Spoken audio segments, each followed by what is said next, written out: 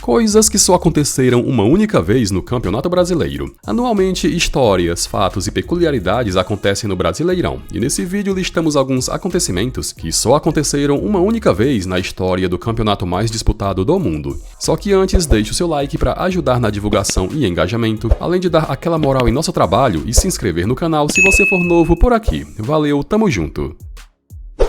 Foram 26 o número de clubes que disputaram o Campeonato Brasileiro de 1972, e o campeão naquele ano foi o Palmeiras, que na final de jogo único duelou contra o Botafogo, com o jogo terminando empatado em 0-0, mas como havia feito melhor campanha durante toda a competição, ficou com a taça. O Internacional foi semifinalista naquela edição, quando acabou eliminado pelo campeão Palmeiras, e na classificação geral terminou na terceira colocação. Naquele campeonato, o Internacional protagonizou uma sequência que até hoje jamais foi repetida, superada ou igualada por nenhum outro clube, e na ocasião, o Colorado do técnico Dino Sani empatou nada menos que 9 jogos consecutivos, sendo essa a maior sequência de empates da história do Campeonato Brasileiro. Todos os jogos foram válidos pela primeira fase, e nada menos que 6 desses 9 jogos terminaram com o placar de 0-0.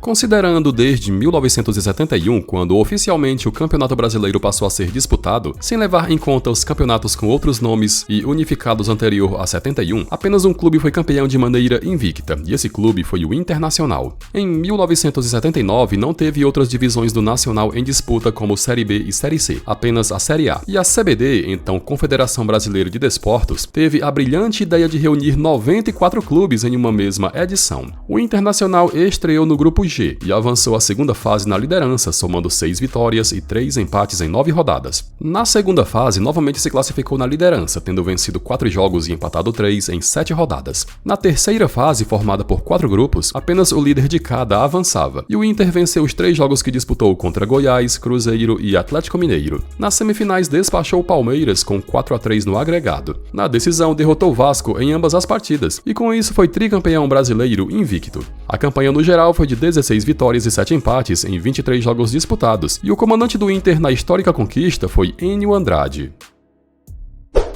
Pode parecer estranho e incomum, mas já aconteceu de um time ser vice-campeão brasileiro sem perder nenhum jogo e ter aproveitamento muito superior ao time que terminou campeão. Nos tempos de mata-mata, essa bizarrice era possível, e é por isso que eu prefiro os pontos corridos, porque premia o time com melhor regularidade durante a disputa. Era 1977, e aquele campeonato teve um total de 62 clubes participantes. O Atlético Mineiro era um dos times mais fortes da década de 70 e favorito ao ganhar o título. Estreando no grupo F da primeira fase, avançou na liderança, vencendo 8 jogos e empatando 1 em 9 rodadas. Na segunda fase, liderou seu grupo com 100% de aproveitamento, vencendo os 4 jogos que disputou. Na terceira fase, onde apenas o líder de cada grupo se classificava, o Galo em 5 rodadas venceu 4 vezes e obteve um empate. A fase seguinte foi as semifinais, e lá o Atlético Mineiro despachou Londrina com 6-2 no agregado. A decisão foi disputada em partida única no Mineirão, e isso porque o Atlético fez melhor campanha que o São Paulo durante toda a competição, mas como o jogo terminou 0-0, aconteceram as penalidades, com o tricolor sendo campeão ao converter 3 cobranças contra 2. Em 21 jogos, o Atlético obteve 17 vitórias e 4 empates, não sofrendo nenhuma derrota, sendo o primeiro e até hoje único clube vice-campeão brasileiro invicto.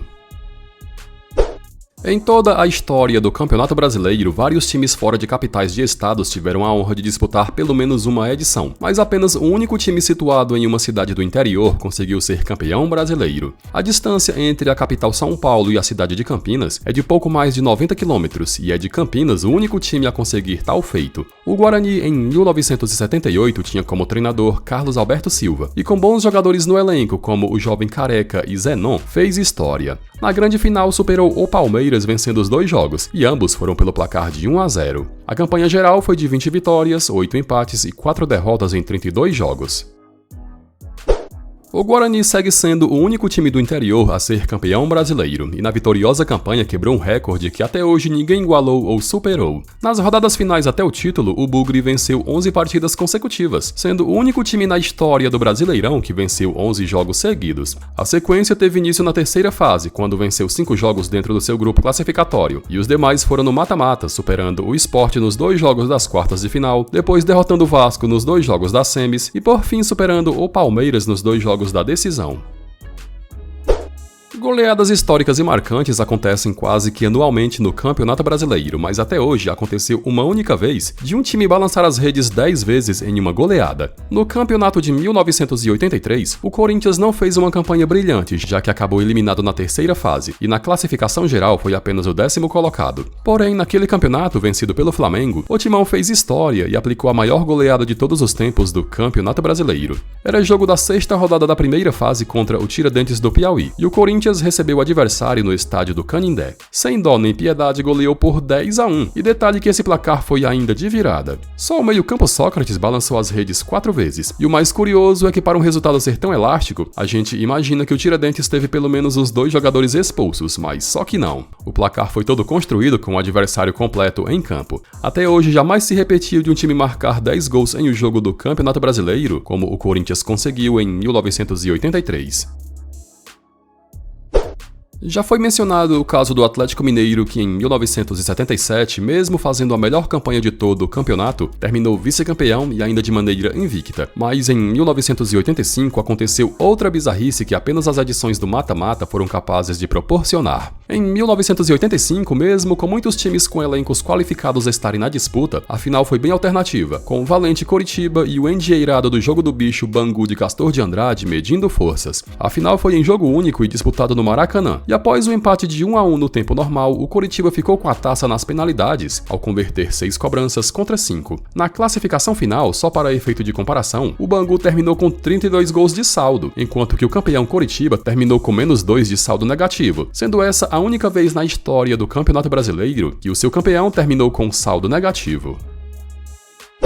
O Campeonato Brasileiro ao longo dos tempos teve vários artilheiros de diferentes clubes, e no acumulado geral, o top 5 é formado por Roberto Dinamite, que marcou 190 gols, Fred, que marcou 158, Romário, que fez 154, Edmundo, que fez 153, e o quinto maior artilheiro da história é Zico, que fez 135. Dentre esses, Edmundo é dono de um feito único que jamais se repetiu no Campeonato Brasileiro. E para saber mais, voltemos ao ano de 1997. Aquele Brasileirão foi ganho pelo Vasco, que com um timaço foi campeão em cima do Palmeiras. Edmundo foi o craque, artilheiro e melhor jogador da competição, e em 28 rodadas o animal balançou as redes 29 vezes. Durante a fase classificatória, em jogo contra o União São João, o Vasco goleou por 6-0, e todos os gols do jogo foram marcados por Edmundo. Disputado em São Januário, Edmundo não teve dó nem piedade do pobre União São João, e até hoje nunca mais aconteceu de um mesmo jogador marcar 6 vezes em um jogo do Brasileirão. O Campeonato Brasileiro de 2004 teve a presença de 24 clubes e o campeão daquela edição foi o Santos de Robinho, David e Vanderlei Luxemburgo. O Atlético Paranaense brigou ponto a ponto com o Santos pelo título, mas despencando nas rodadas finais, acabou perdendo a liderança e a taça. Um dos destaques do Atlético era o atacante Washington, o coração valente, que esteve em campo em 38 das 46 rodadas disputadas. O Washington foi o artilheiro do campeonato com 34 gols, número único e jamais repetido na história da competição. E hoje, com a competição tendo menos rodadas disputadas, pois são jogadas 38, o máximo que um artilheiro conseguiu fazer de gols foram 26, quando na edição de 2022, Germancano do Fluminense foi o goleador. Esse dado eu achei bastante curioso e por mais que eu pesquisasse, não consegui encontrar nenhum outro caso onde aconteceu algo semelhante com placares elásticos. Resultados iguais em uma mesma rodada do Campeonato Brasileiro acontecem com frequência, como 3 ou 4 jogos que terminaram 2-0, 2-1, 3-0 ou 1-0. Agora, 3 jogos de uma mesma rodada terminarem com o expressivo placar de 6-1 só aconteceu uma única vez na história. Era a 41ª rodada da edição de 2004, e o primeiro 6-1 aconteceu no sábado, dia 13 de novembro, quando o Grêmio atropelou a Ponte Preta em jogo realizado no Bento de Freitas, em Pelotas. No domingo, dia 14 de novembro, aconteceram mais 2 goleadas de 6-1, e ambos os jogos foram disputados às 16 horas, com o Atlético Paranaense passando por cima do Criciúma na Arena da Baixada e com o Atlético Mineiro dando uma surra no Flamengo em jogo disputado no Empatingão. Ainda com acontecimentos sobre jogadores que foram artilheiros, apenas uma vez na história do Campeonato Brasileiro, um time terminou rebaixado e ao mesmo tempo contou com o artilheiro da edição em seu elenco. Em 2007, o Paraná Clube começou bem a temporada, disputando a Libertadores pela primeira vez em sua história, e nas rodadas iniciais do Brasileirão chegou a vencer 3 jogos seguidos e a alcançar a liderança. Porém, no decorrer da competição foi acumulando resultados ruins, troca de treinadores, e o inevitável rebaixamento acabou acontecendo ao somar 41 pontos e terminar na vice-lanterna. lanterna. No elenco do Paraná estava o atacante barbudo cabeludo Josiel, que foi o artilheiro da competição com 20 gols em 36 rodadas. Até hoje nunca mais se repetiu de um time terminar rebaixado e contar em seu elenco com o artilheiro da competição.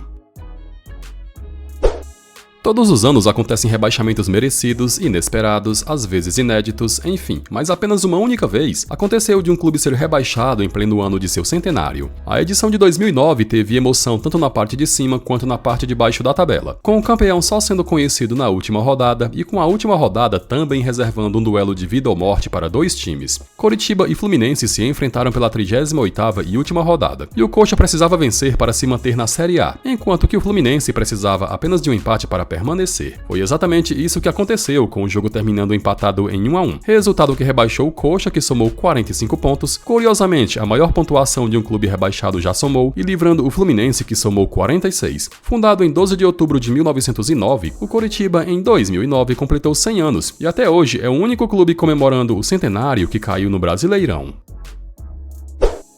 No vídeo já mencionamos o time que mais empatou jogos consecutivos, que foi o Internacional em 1972, que empatou 9 vezes, o time que mais venceu jogos seguidos, que foi o Guarani em 1978, e para completar vamos mencionar agora o time isoladamente com mais derrotas seguidas. O campeonato de 2013 foi vencido pelo Cruzeiro, que após 10 anos voltava a vencer a edição dos pontos corridos. O pior time do campeonato foi o Náutico, que em 38 rodadas somou apenas 20 pontos, uma campanha de 5 vitórias, 5 empates e 28 derrotas. Entre a 26ª e a 37ª rodada, o Náutico foi derrotado, acumulando uma série de 12 derrotas consecutivas, número jamais repetido, igualado ou superado por nenhum outro time na história do Campeonato Brasileiro. E o mais curioso é que o Náutico não trocou de técnico na sequência, com Marcelo Martelotti estando à frente em todos os jogos.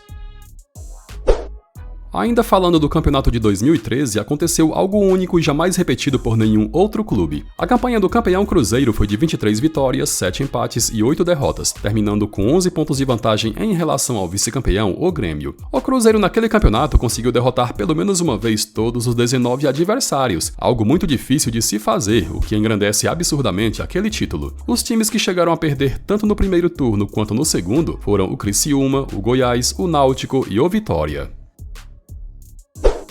O campeonato de 2021 teve alguns acontecimentos marcantes, principalmente envolvendo o campeão e o lanterna da edição. O campeão foi o Atlético Mineiro, que após 50 anos voltou a ganhar a competição, e na ocasião terminou 13 pontos à frente do vice-campeão, o Flamengo. O pior time foi a Chapecoense, que somando apenas 15 pontos, foi rebaixada com várias rodadas de antecedência. A Chapecoense naquele ano se tornou o pior time que já pisou na Série A. Isso porque o clube venceu apenas um jogo em 38 rodadas, algo nunca visto antes desde a implementação dos pontos corridos.